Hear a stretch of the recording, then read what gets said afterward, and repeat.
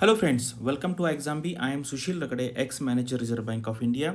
और आज के इस वीडियो में हम नाबार्ड ग्रेड ए का जो एग्ज़ाम होने वाला है 7 सितंबर को, उसके लिए रीजनल रूरल बैंक्स के बारे में सारी इन्फॉर्मेशन हम लेने वाले हैं। तो ये वीडियो इम्पॉर्टेंट है ऐसे स्टूडेंट्स के लिए जो अभी आरबीआई का इंटरव्यू दे रहे हैं, और बाकी भी जो ऑफिसर लेवल के जो इंटरव्यू होते हैं उसके लिए बहुत इंपॉर्टेंट है। और लास्ट ईयर मुझे याद है आरबीआई ग्रेड बी के एग्ज़ाम में ईएसआई में डिस्क्रिप्टिव में आरआरबी पे एक शॉर्ट नोट पूछा था।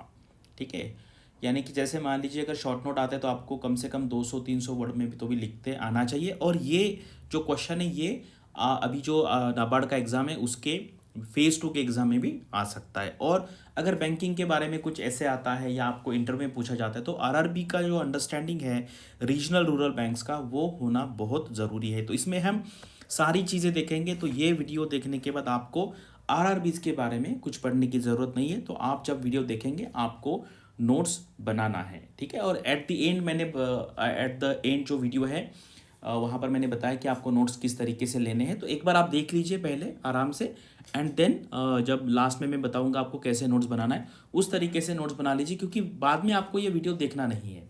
बाद में आपको क्या करना है, जब आप वीडियो देखेंगे तब आपका अंडरस्टैंडिंग हो जाएगा, और जब आप नोट्स लेंगे तो बाद में जब आप रिवाइज करेंगे तो उतने नोट्स देखेंगे तो 5-10 मिनट में आपका ये पूरा वीडियो का रिवीजन उस नोट्स के थ्रू हो जाएगा। चलो वीडियो स्टार्ट करते हैं।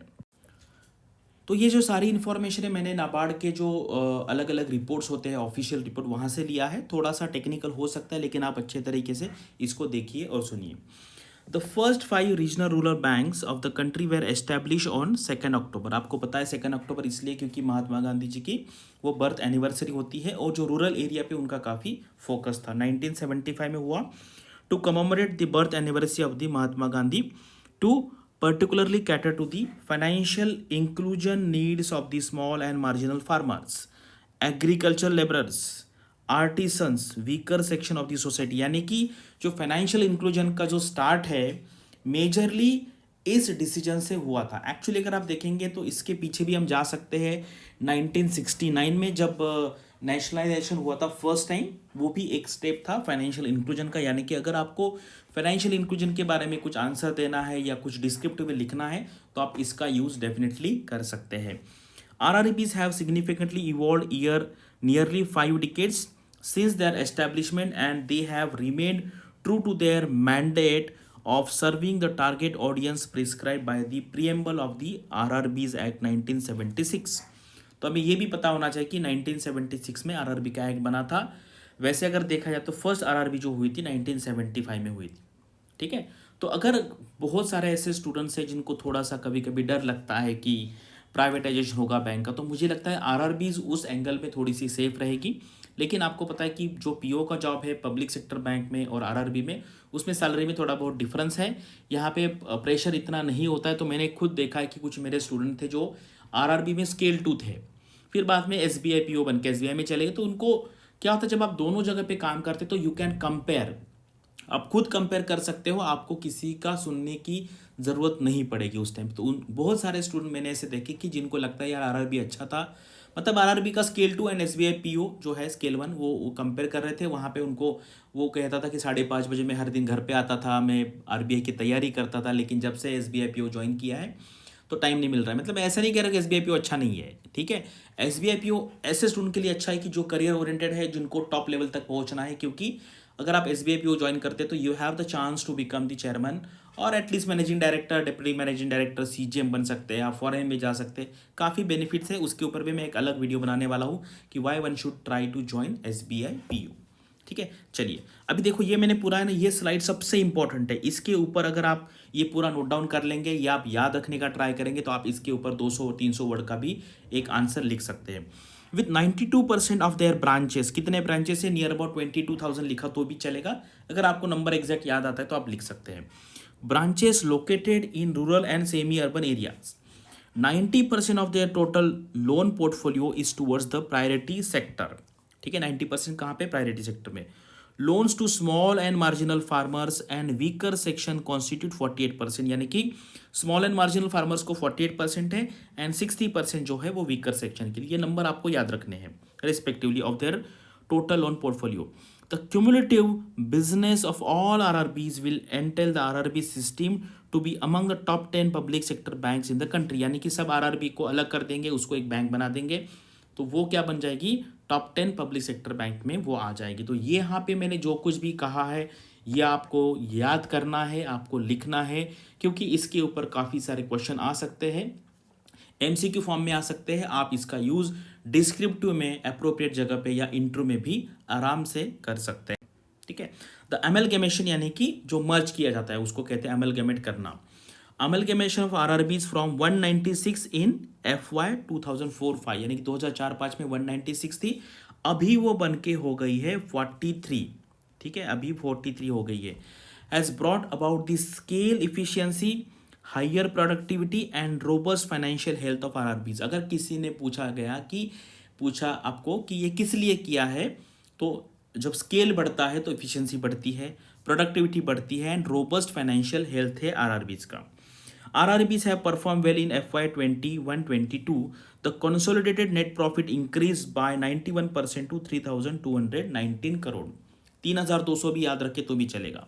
With some of the RRBs reporting net profit after 5 years, यानी कि कुछ RRB ऐसे कि 5 साल के बाद प्रॉफिट में आई है, ऑफ कंसिक्यूटिव लॉसेस। ठीक है, पहले 5 साल कंसिक्यूटिव लॉस में थी, अभी वो प्रॉफिट में आ गई। However areas of concern include status of technology adoption, ये बहुत इंपॉर्टेंट है क्योंकि अभी भी कुछ जगह पे ओल्ड टेक्नोलॉजी है इन सम RRBs.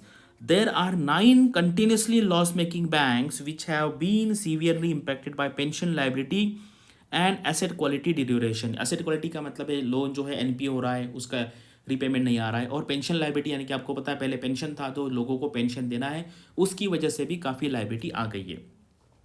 With the implementation of the unparalleled recapitalisation यानी कि उसमें इक्विटी में पैसा डालना, कौन कौन पैसा डालता है, सेंट्रल गवर्नमेंट डालता है, स्पॉन्सर बैंक डालता है, स्टेट गवर्नमेंट डालता है। Scheme with the fund outlay of 10,980 crore over FY 22 and 23.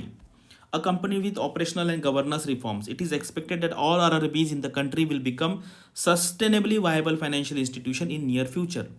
ठीक है, तो ये मैंने एक स्पीच से लिया था, इसलिए ये आई एम श्योर ऐसा आया है। हम पढ़ते हैं क्या, I am sure that this annual consolidation data of RRBs will be valuable reference document for all those concern with the rural development, यानी कि कंसर्न में हम भी आगे, जो टीचर है, जो एस्पिरेंट भी आगे, जो इसके लिए एग्जाम के लिए प्रिपरेशन कर रहे हैं। ठीक है, अभी देखो, the regional rural banks were established based on the recommendation of the Narasimham working group 1975।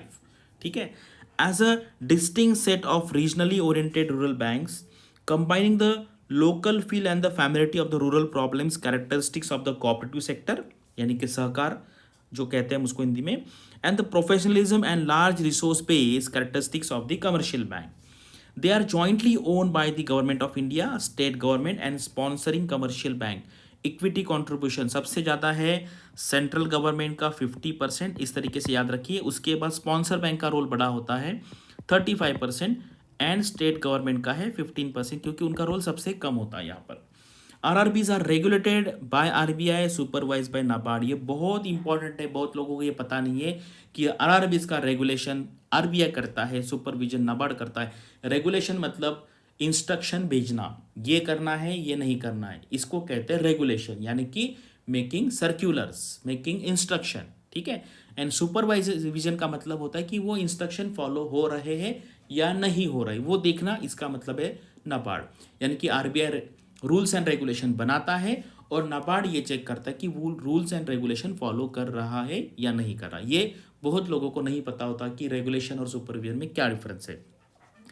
NABARD, in the capacity of statutory supervisor of RRBs, undertakes both on-site and off-site supervision of RRBs. On-site यानी कि वहाँ पर जाके actual branch में जाके देखना, और offline off-site का मतलब है कि आप वहाँ से कुछ रिटर्न्स देखेंगे, उसके बेस पे सुपरविजन करना। ठीक है, यहाँ पर देखिए क्या है, इसमें क्या क्या इंपॉर्टेंट पैरामीटर्स है। Balance sheet and profit and loss account के बेस पे हम 2-3 जो पैरामीटर चेक करते हैं वो है एसेट क्वालिटी यानी कि NPA, and capital to risk weighted asset ratio CRAR, या इसको आप CAR भी कह सकते हैं। अगर कोई पूछता है आपको कि बैंक के लिए सबसे इंपॉर्टेंट 2 पैरामीटर कौन से हैं, तो आप कहिए एसेट क्वालिटी यानी कि gross NPA, net NPA, and capital adequacy ratio, या उसको capital to risk weighted asset ratio भी कहते हैं। अब ये देखिए, ये कुछ कंपैरेटिव एनालिसिस है कि टोटल आरआरबीज का कैपिटल कितना है, यानी 43 बैंक्स का एनालिसिस है। टोटल कैपिटल कितना है, अभी कितना हुआ, डिपॉजिट कितना है, टोटल एसेट्स कितने हैं, लाइबिलिटीज़ कितने हैं, टोटल एसेट एंड लाइबिलिटी का एडिशन है वो। आरआरबीज इन प्रॉफिट कितने हैं, 34 है अभी। लॉसेस कितने हैं, हमने जो देखा ना पिछले 9 है वो है। Number of RRBs with accommodated losses, ये इसका मतलब क्या है, इस साल लॉस हुआ है। और अकोमोडेटेड लॉसेस मतलब पिछला जो जमा होते होते जा रहा है, अकोमुलेशन कहते हैं उसको। तो 16 बैंक आज भी, यानी कि इसमें से कुछ बैंक ऐसी है कि मान लीजिए लास्ट ईयर -10 करोड़ का लॉस था, इस साल 5 करोड़ का प्रॉफिट है, यानी कि इस साल ये बैंक प्रॉफिट में है, लेकिन अकोमोडेटेड लॉस कितना है, -5। इसका मतलब ये है। नेट इंटरेस्ट मार्जिन कितना है, 3.44, 3.49। ये पैरामीटर्स आपको याद रखने हैं। उसके बाद कासा है, कासा यानी कि करंट अकाउंट सेविंग अकाउंट में ये जितना ज़्यादा होता है उतना अच्छा है, क्योंकि इसका जो कॉस्ट है वो कम होता है, यानी कि बैंकों को ये पैसा जो है फ्री में या कम इंटरेस्ट रेट पे मिलता है। सीडी रेशो, सीडी यानी कि क्रेडिट डिपॉजिट रेशो, ठीक है, क्रेडिट डिपॉजिट रेशो। जैसे मान लीजिए क्रेडिट 60 है, डिपॉजिट 100 है, तो उसका हो गया 60%, ये हो गया सीडी रेशो।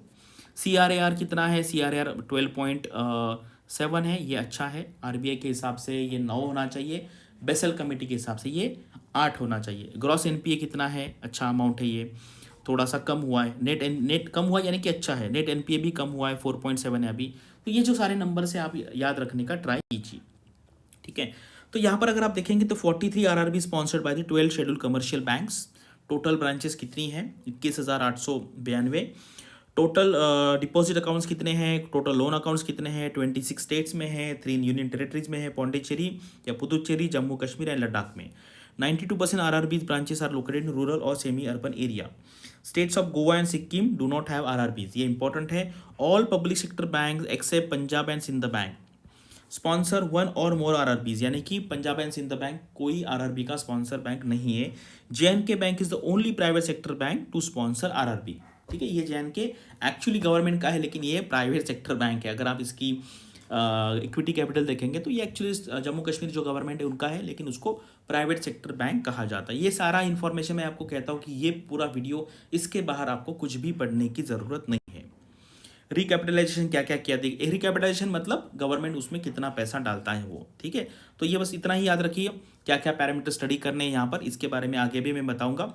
अभी देखिए, in short government of India से allocated 5,445 crore towards the its share recapitalisation of RRBs in FY 21-22 and FY 22-23, ठीक है। 50% ऑफ द 10,890 करोड़ जो उन्होंने कहा था। तो ये यहाँ पर डेटा है, ये देखो। The total recapitalization assistance to RRBs during would amount to 10,890 crore after proportionate share capital contribution by the state government sponsor banks, है नहीं, यानी कि ये क्या है, ये 50% किसको करना है, सेंट्रल गवर्नमेंट को करना है। टोटल इतना करना था, ठीक है। उसमें से स्टेट गवर्नमेंट का जो है, सेंट्रल गवर्नमेंट का 50% उन्होंने किया है, बाकी state government and sponsor bank वो करने वाला। उसका स्टेटस क्या है, उसका भी ग्राफ में आपको टेबल दिखा दूँ, ठीक है।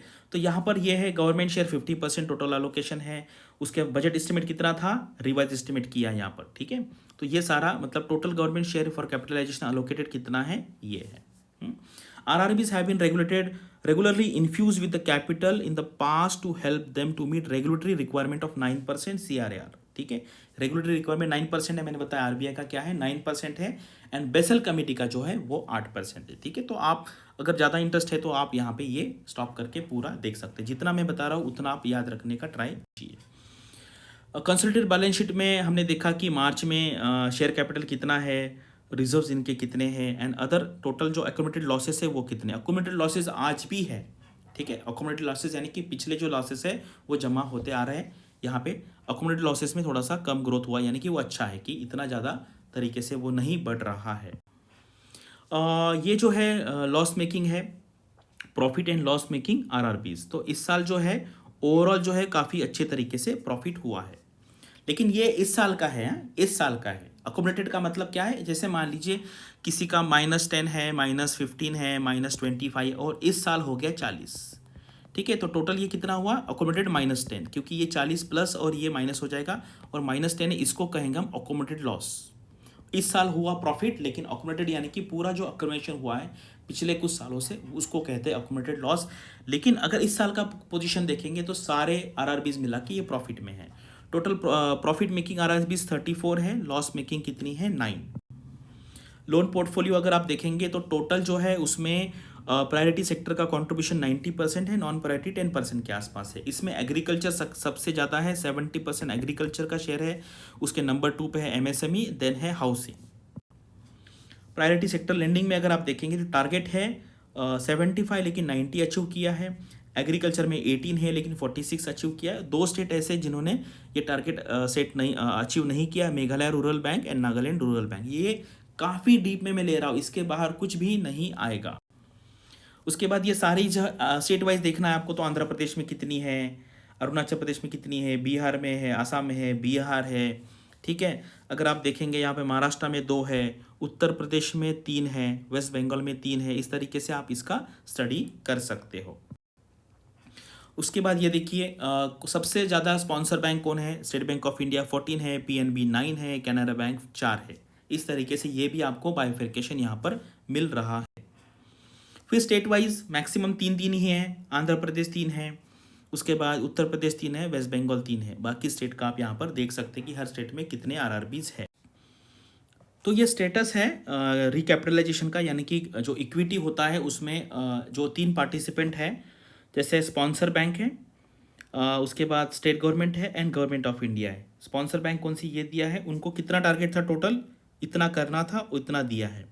स्टेट गवर्नमेंट को इतना करना था, इतना दिया है। और ये सेंट्रल गवर्नमेंट का दिया, यानी कि सेंट्रल गवर्नमेंट और स्टेट गवर्नमेंट का काफ़ी वहाँ पर बाकी है अभी, ठीक है। तो ये जैसे एडिशनल इन्फॉर्मेशन है, आपको अगर याद रखना तो रख सकते हैं, लेकिन आपको पता होना चाहिए कि हर एक का क्या क्या कॉन्ट्रीब्यूशन है और कितना उन्होंने दिया है और कितना बाकी है। और अभी ये एक इन्फॉर्मेशन आपको देना है कि हमने एक्सट्रीम बी नाम का एक ऑफलाइन क्लास चालू किया है। एक्चुअली इसके 2 बैचेस ऑलरेडी हो चुके हैं, अभी ये 3rd बैच होगा। ये RBI grade B phase 1 phase 2 के लिए होगा और नाबार्ड फेज़ 2 के लिए होगा। नाबार्ड फेज़ 2 के लिए कैसे, क्योंकि नाबार्ड का जो फेज़ 2 का एग्जाम है वो अक्टूबर के एंड में होने वाला है और इस डेट तक नाबार्ड का जो फेज़ 1 का रिजल्ट नहीं आएगा। तो अदरवाइज होगा क्या, फिर स्टूडेंट पढ़ाई नहीं करते जब तक रिजल्ट नहीं आता है। तो अगर आप इस पर ज्वाइन करेंगे तो आपका पढ़ाई ऑटोमेटिकली हो जाएगा। और वो जो 6 दिन है, ये मतलब 6 दिन दोनों मिला के आरबीआई नाबार्ड, अगर आपको इन्फॉर्मेशन चाहिए इसके बारे में तो आप हमारा जो नंबर है 9205524028 इस पर कॉल करके आप एडिशनल इन्फॉर्मेशन ले सकते हैं। और ये डेली एनसीआर में होने वाला है। और लास्ट टाइम हमारा प्राइस काफ़ी ज़्यादा था क्योंकि उसमें हमने रहने का, डिनर का भी इंतज़ाम किया था। अभी वो यहाँ पे इंक्लूडेड नहीं है। अगर आपको वो फैसिलिटी चाहिए तो आप हमारे नंबर पे कॉल कर सकते हैं। अदरवाइज इस बार हमने इसका जो प्राइजेस है वो काफ़ी रीजनेबल रखा है। अगर आपको आरबीआई गेट बी की तैयारी या फेज़ 2 की तैयारी करनी है तो आप यहाँ पर कॉल करके पूछ सकते हैं। अगर आपको सेबी के लिए भी इस टाइप का कोर्स चाहिए तो आप कमेंट सेक्शन में बता दीजिए, हम उसका भी क्लास अरेंज करेंगे अगर पॉसिबल होता है तो। बस, और मैं जो आपको कहा कि जो A4 जो पेज होता है, 8 बॉक्स मेथड क्या है नोट्स बनाने की, तो इसमें क्या करना है आपको, अगर आप A4 साइज़ का पेज लेंगे तो फ्रंट साइड में आप 8 बॉक्सेस बनाएंगे और बैक साइड में 8 बॉक्सेस बनाएंगे। तो कोई भी अगर आप न्यूज़ पढ़ते हो, ठीक है, करंट अफेयर जीए में ये बहुत यूज़फुल होता है, तो एक जो न्यूज़ है उसको आप सिर्फ एक बॉक्स में लिखने का ट्राई कीजिए। इससे क्या होगा, आपको सोचना पड़ेगा कि मैं क्या लिखूँ, क्योंकि जगह छोटी है। और इम्पॉर्टेंट न्यूज़, जो अगर न्यूज़ बहुत इंपॉर्टेंट है उस केस में मैं आपको 2 बॉक्सेस में लिखने का सजेस्ट करूँगा। 2 बॉक्स से ज़्यादा बिल्कुल कोई न्यूज़ नहीं लिखना है। और इसमें हो जाता है क्या है, आपको थोड़ा सा ये एक आदत बनाना पड़ेगा। और ये जो वीडियो है, आज का जो वीडियो, इसको आप बैक टू बैक साइज में बिठा दो, यानी कि एक वीडियो को, मैं कहता हूँ कितना भी बड़ा वीडियो हो, आप A4 साइज के एक पेज में उसको आपको नोट्स में लिखते आना चाहिए। फ्रंट साइज 8 बॉक्सेस है, बैक साइड 8 बॉक्सेस है। अगर ये आप आदत लगा लेंगे तो ये बहुत ही आपको इफेक्टिव मेथड लगेगी। कुछ दिन के बाद, 10-15 दिन के बाद आपको इसमें एक प्रोडक्टिविटी दिखने लगे कि यार आप काफ़ी अच्छी तरीके से नोट्स मेकिंग कर रहे हो। तो बस मुझे यहाँ पे इतना ही बताना था। और ये बहुत इंपॉर्टेंट वीडियो है आरआरबीज के बारे में, इसके बाहर कुछ नहीं आने वाला है। So thanks for watching this video and all the best for your studies and upcoming examinations.